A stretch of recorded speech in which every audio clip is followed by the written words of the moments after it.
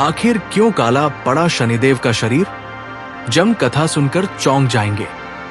आकाश के उस कोने में जहां अंधेरा और प्रकाश का संगम होता है, जहां न्याय और कर्म का तराजू हमेशा संतुलित रहता है, वहां विराजमान है न्यायाधीश शनिदेव। उनका नाम सुनते ही लोगों के मन में भय और श्रद्धा दोनों का संचार हो जाता है।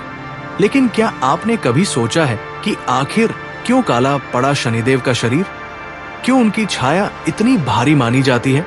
क्यों उनके दर्शन मात्र से लोग कांप उठते हैं? आज मैं आपको ले चलता हूं उस दिव्य कथा में, जहां छिपा है एक ऐसा सत्य जो आपके मन को झकझोर देगा। ये कहानी है त्याग की, तपस्या की और उस अटूट विश्वास की जो एक माता अपने आराध्य के प्रति रखती है। नमस्कार प्यारे दर्शकों, मैं अर्जुन एक बार फिर आपका हार्दिक स्वागत करता हूं आपके अपने चैनल विद्या ज्ञान सागर में। दोस्तों, आज हम एक नई कहानी और एक नया वीडियो लेकर आपकी सेवा में उपस्थित हुए हैं। आज की कथा अत्यंत ज्ञानवर्धक और प्रेरणादायक है। कथा शुरू करने से पहले आपसे एक विनम्र निवेदन है। शास्त्रों में कहा गया है कि अधूरी छोड़ी गई कथा दुख और पाप का कारण बनती है, इसलिए इसे अंत तक अवश्य सुनें। और अगर आप अपनी माँ से सच्चा प्रेम करते हैं तो इस वीडियो को लाइक करें, हमारे चैनल को सब्सक्राइब करें और कमेंट में माँ लिखकर अपना समर्थन दें। तो आइए बिना किसी विलंब के आरंभ करते हैं आज की प्रेरणादायक कथा। बहुत समय पहले की बात है, जब त्रेता युग की शुरुआत हो रही थी। सूर्यदेव, जो तीनों लोकों को प्रकाश देते हैं, उन्हें एक योग्य जीवन साथी की तलाश थी। देवताओं के शिल्पकार विश्वकर्मा की पुत्री संज्ञा अपने रूप और गुणों के लिए प्रसिद्ध थी। उनका तेज चंद्रमा के समान शीतल और मनमोहक था। विधिवत विवाह संपन्न हुआ। सूर्यदेव और संज्ञा देवी का मिलन हुआ। इस दिव्य दंपति से 3 संतानें उत्पन्न हुई, वैवस्वत मनु, यमराज और यमुना देवी। परंतु सूर्यदेव का तेज इतना प्रखर था कि संज्ञा देवी उसे सहन नहीं कर पा रही थी। दिन ब दिन संज्ञा का शरीर उस असहनीय तेज से जलने लगा। उनका मन व्याकुल हो उठा। एक पत्नी के लिए अपने पति से दूर रहना कितना कठिन होता है, ये संज्ञा जानती थी। परंतु उस भीषण ताप को सहना उनके लिए असंभव हो गया था।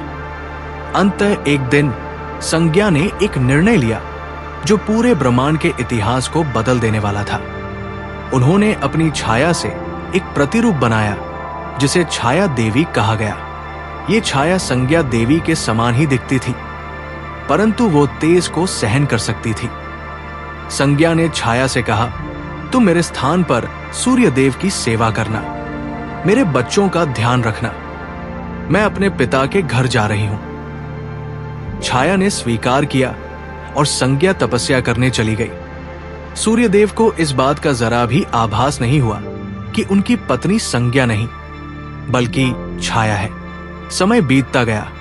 छाया देवी ने सूर्यदेव की सेवा में कोई कमी नहीं रखी। वो एक आदर्श पत्नी की तरह व्यवहार करती थी। उनकी भक्ति और समर्पण देखकर सूर्यदेव भी प्रसन्न रहते थे। परंतु धीरे धीरे छाया का हृदय महादेव की भक्ति में लीन होने लगा। वो प्रतिदिन भगवान शिव की आराधना करती थी, घंटों तक ध्यान में बैठी रहती थी। उनका मन शिव के ध्यान में इतना डूब गया था कि उन्हें बाहरी दुनिया का कोई ज्ञान ही नहीं रहता था। एक दिन सूर्यदेव ने छाया से कहा, देवी, मैं कुछ समय के लिए गहन तपस्या में जा रहा हूं। ये तपस्या 12 वर्षों तक चलेगी। इस दौरान तुम मेरी प्रतीक्षा करना।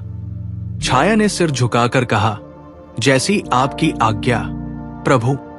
सूर्यदेव तपस्या में चले गए। परंतु छाया ने सोचा, ये समय मेरे लिए भगवान शिव की आराधना का सुनहरा अवसर है। मैं भी गहन तपस्या करूंगी। और इस प्रकार छाया देवी ने भी अपनी तपस्या प्रारंभ कर दी। वो दिन रात भगवान शिव के ध्यान में लीन रहती थी। उनकी तपस्या इतनी कठोर थी कि वो भोजन पानी भी भूल गई थी। समय के साथ एक दिव्य चमत्कार घटित होने लगा। छाया के गर्भ में एक दिव्य शक्ति का संचार होने लगा। ये कोई साधारण गर्भ नहीं था। ये भगवान शिव की कृपा और छाया की अटूट भक्ति का परिणाम था। छाया की तपस्या से प्रसन्न होकर एक दिन स्वयं महादेव प्रकट हुए। उनका तेज इतना दिव्य था कि चारों ओर प्रकाश फैल गया। पुत्री, मैं तुम्हारी भक्ति से अत्यंत प्रसन्न हूं, महादेव ने कहा। उनकी वाणी में असीम करुणा थी। छाया ने आंखों में आंसू भरकर प्रणाम किया। प्रभु, आपके दर्शन मात्र से मेरा जीवन धन्य हो गया। तुम्हारी तपस्या व्यर्थ नहीं जाएगी। महादेव ने आशीर्वाद देते हुए कहा, तुम्हारे गर्भ में एक महान आत्मा पल रही है। ये संतान मेरे अंश से युक्त होगी। ये न्याय का देवता होगा, कर्म का दाता होगा और धर्म का रक्षक होगा। छाया का हृदय भक्ति से भर गया। प्रभु, ये आपकी असीम कृपा है। ये बालक काला होगा, महादेव ने कहा, क्योंकि ये मेरे उस रूप से उत्पन्न होगा जो तुमने अपनी तपस्या में देखा है। तुम्हारी आराधना में मैं नीलकंठ रूप में प्रकट होता रहा हूं। मेरे शरीर का वह नील वर्ण तुम्हारी छाया से मिलकर श्याम वर्ण में परिवर्तित हो गया है। महादेव ने आगे कहा, यह बालक शनि कहलाएगा। इसकी दृष्टि में अपार शक्ति होगी। ये कर्मों का हिसाब रखेगा और प्रत्येक प्राणी को उसके कर्मों का फल देगा। ये निष्पक्ष होगा, न्यायप्रिय होगा और कठोर भी होगा जब आवश्यकता होगी। छाया ने पूछा, प्रभु, क्या मेरी संतान को लोग स्वीकार करेंगे? महादेव की आंखों में एक गहरी पीड़ा झलकी। पुत्री, सत्य का मार्ग कभी आसान नहीं होता। तुम्हारा पुत्र लोगों द्वारा भयभीत किया जाएगा, उससे डरा जाएगा, परंतु जो भी उसकी सच्चे मन से आराधना करेगा उसका कल्याण होगा। इसके श्याम वर्ण के पीछे एक गहरा रहस्य है, महादेव ने समझाया। ये रंग अज्ञानता के अंधकार का प्रतीक है जिसे ये दूर करेगा। ये रंग उस गहनता का प्रतीक है जिससे ये हर प्राणी के कर्मों को देखेगा। और ये रंग उस न्याय का प्रतीक है जो बिना किसी भेदभाव के सबको एक समान दृष्टि से देखता है। 12 वर्ष व्यतीत हो गए। सूर्यदेव अपनी तपस्या पूर्ण करके लौटे। उन्होंने देखा कि छाया गर्भवती है। सूर्यदेव का क्रोध भड़क उठा। ये क्या है? सूर्यदेव ने गरजते हुए पूछा। उनका तेज इतना प्रचंड हो गया कि पूरा महल कांपने लगा। मैं तपस्या में था और तुमने मेरे साथ विश्वासघात किया? छाया घबरा गई। उन्होंने हाथ जोड़कर कहा, प्रभु, ये आपका ही पुत्र है, ये दिव्य संतान है, झूठ मत बोलो। सूर्यदेव का क्रोध और भी बढ़ गया। मैं 12 वर्षों से तपस्या में था, ये संतान मेरी कैसे हो सकती है? छाया ने पूरी सच्चाई बताने का प्रयास किया। प्रभु, मैं आपकी सेवा में थी, परंतु साथ ही भगवान शिव की भक्ति भी कर रही थी। ये संतान महादेव के आशीर्वाद से है। ये आपका ही पुत्र है क्योंकि मैं आपकी पत्नी हूं। परंतु सूर्यदेव ने उनकी बात नहीं सुनी। क्रोध में उन्होंने श्राप दे दिया, तुम्हारी ये संतान दुर्भाग्य लाएगी। इसका रंग काला होगा और इसे देखकर लोग भयभीत होंगे। ठीक उसी क्षण छाया को प्रसव पीड़ा हुई। असहनीय दर्द के साथ एक बालक का जन्म हुआ। बालक का रंग घने बादलों की तरह श्याम था। उसकी आंखों में एक अद्भुत तेज था, एक ऐसी गहराई थी जो किसी की भी आत्मा तक पहुंच सकती थी। सूर्यदेव ने जब उस बालक को देखा तो उनका हृदय और कठोर हो गया। इसे मेरे सामने से दूर ले जाओ, ये मेरा पुत्र नहीं है।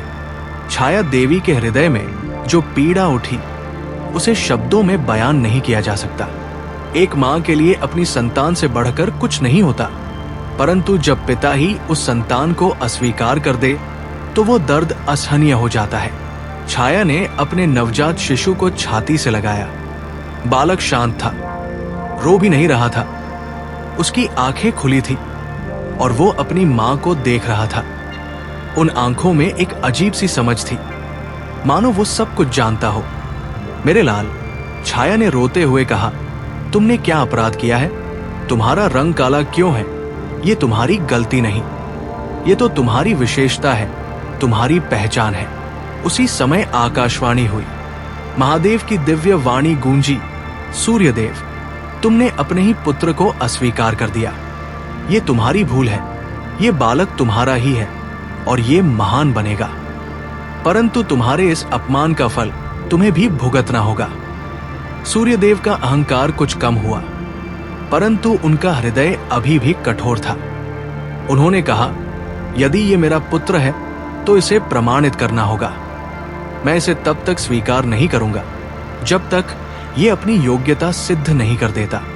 छाया ने अपने पुत्र को सूर्यदेव के सामने रखते हुए कहा, प्रभु, यदि आप इसे स्वीकार नहीं करेंगे तो ये बालक अकेला ही अपना मार्ग बनाएगा, परंतु याद रखिए, ये महादेव का आशीर्वाद प्राप्त संतान है। शनि का बचपन बेहद कठिन रहा। जहां उनके सौतेले भाई यम और यमुना को पिता का स्नेह मिलता था, वहीं शनि को उपेक्षा का सामना करना पड़ता था। सूर्यदेव शनि को देखते भी नहीं थे, परंतु छाया ने अपने पुत्र को कभी अकेला नहीं छोड़ा। उन्होंने शनि को शिक्षा दी, संस्कार दिए और सबसे बढ़कर उन्हें न्याय और धर्म का पाठ पढ़ाया। पुत्र, छाया कहती थी, तुम्हारा रंग तुम्हारी कमजोरी नहीं, बल्कि तुम्हारी शक्ति है। ये रंग बताता है कि तुम अलग हो, विशेष हो। तुम्हें सबसे अलग मार्ग पर चलना है। शनि बड़े होते गए, उनमें असाधारण प्रतिभा थी। वो शस्त्र विद्या में निपुण थे, शास्त्र ज्ञान में पारंगत थे, परंतु उनकी सबसे बड़ी विशेषता थी उनकी दृष्टि। जब भी वो किसी को देखते तो उस व्यक्ति के सभी कर्म उनके सामने प्रकट हो जाते। एक दिन छोटे शनि ने अपनी मां से पूछा, मां, लोग मुझसे क्यों डरते हैं? मैंने तो किसी का बुरा नहीं किया। छाया ने अपने पुत्र को गले लगाया, पुत्र, लोग अज्ञात से डरते हैं। तुम्हारी शक्ति को वे नहीं समझते, परंतु एक दिन वे समझेंगे कि तुम किसी के शत्रु नहीं, बल्कि न्याय के रक्षक हो। जैसे जैसे शनि बड़े होते गए, उन्हें अपने जीवन के उद्देश्य का आभास होने लगा। उन्होंने महसूस किया कि उनका जन्म एक विशेष कारण से हुआ है। एक दिन शनि ने अपनी मां से कहा, मां, मैं तपस्या करना चाहता हूं। मैं भगवान शिव से आशीर्वाद लेना चाहता हूं। छाया का हृदय गर्व से भर गया। जाओ पुत्र, तुम्हें मेरा आशीर्वाद है। शनि हिमालय की कठोर पर्वत श्रृंखलाओं में चले गए। वहां उन्होंने घोर तपस्या की। वर्षों तक वो एक ही स्थान पर खड़े रहे। उन्होंने न भोजन किया, न जल पिया, केवल महादेव के ध्यान में लीन रहे। उनकी तपस्या की कठोरता देखकर देवता भी चकित रह गए। इंद्र ने कई बार उन्हें विचलित करने का प्रयास किया, परंतु शनि अडिग रहे। अंततः भगवान शिव प्रसन्न हुए। वे प्रकट हुए और बोले, पुत्र, मैं तुम्हारी तपस्या से अत्यंत प्रसन्न हूं। मांगो, क्या वर चाहिए? शनि ने कहा, प्रभु, मुझे न्याय करने की शक्ति दीजिए। मुझे वो सामर्थ्य दीजिए जिससे मैं प्रत्येक प्राणी को उसके कर्मों का फल दे सकूं। मैं चाहता हूं कि इस संसार में धर्म की स्थापना हो, अन्याय का नाश हो। महादेव मुस्कुराए, तथास्तु, आज से तुम न्याय के देवता होगे। तुम्हारी दृष्टि में अपार शक्ति होगी। जिस पर भी तुम्हारी दृष्टि पड़ेगी, उसे अपने कर्मों का फल भोगना पड़ेगा।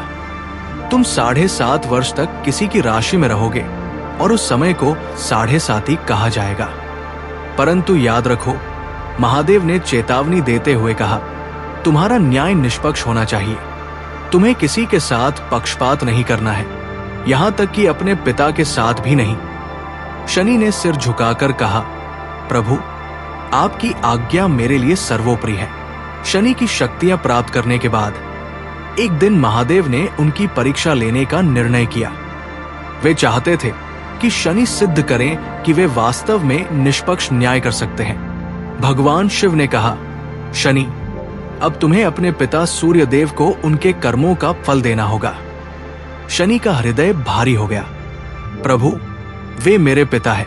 उन्होंने भले ही मुझे अस्वीकार किया हो, परंतु वे मेरे जन्मदाता हैं। यही तो परीक्षा है।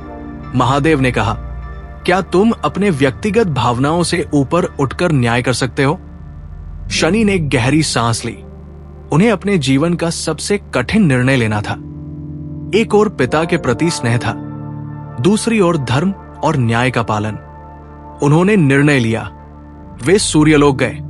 जब उनकी दृष्टि सूर्यदेव पर पड़ी तो सूर्यदेव का तेज कम होने लगा। सूर्यदेव अपने रथ से नीचे गिर पड़े। ये देखकर त्रिलोक में हड़कंप मच गया।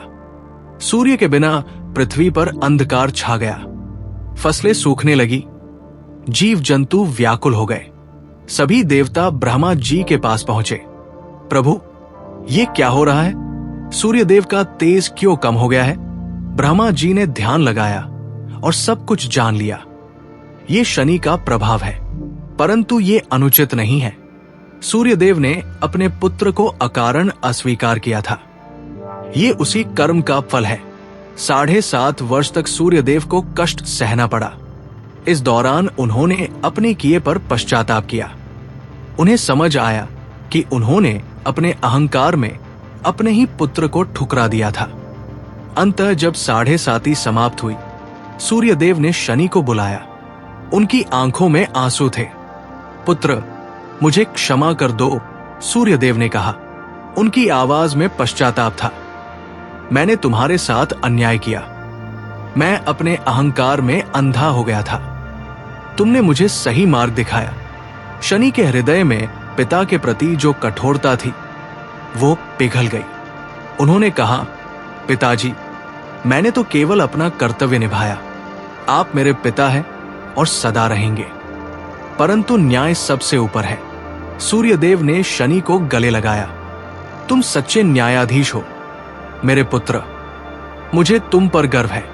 उस दिन के बाद सूर्यदेव और शनि के बीच का द्वंद्व समाप्त हो गया।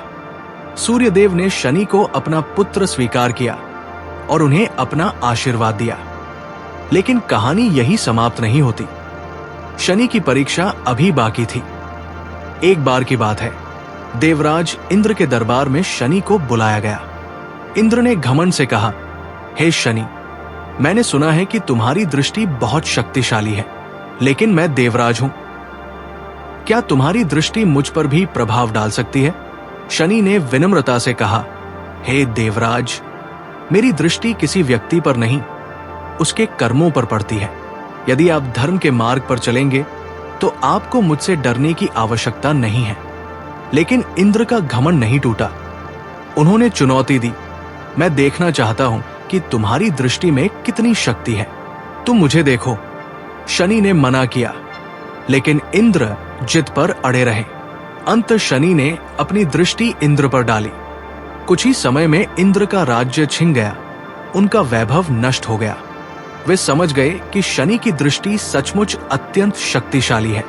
इंद्र ने शनि से प्रार्थना की, हे शनि, मैंने अपने घमंड में ये गलती की, कृपया मुझे क्षमा करो।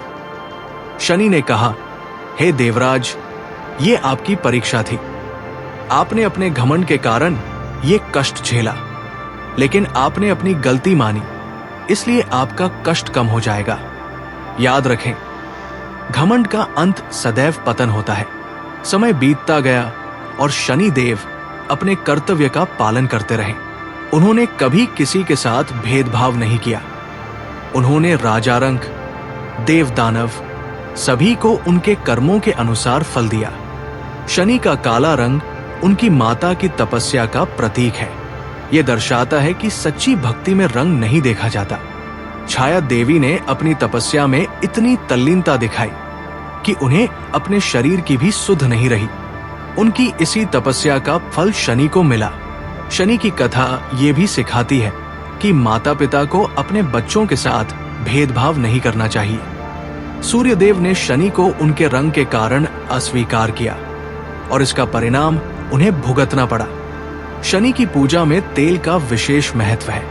कहा जाता है कि काले तिल का तेल शनि को अत्यंत प्रिय है। शनिवार को शनि देव की पूजा की जाती है। लोग काले वस्त्र धारण करते हैं, काले तिल दान करते हैं, लेकिन सबसे महत्वपूर्ण है सच्चे मन से पूजा करना। और इसी के साथ समाप्त होती है शनि देव की ये अद्भुत कथा। जय शनिदेव, जय न्याय के देवता, जय धर्म के रक्षक।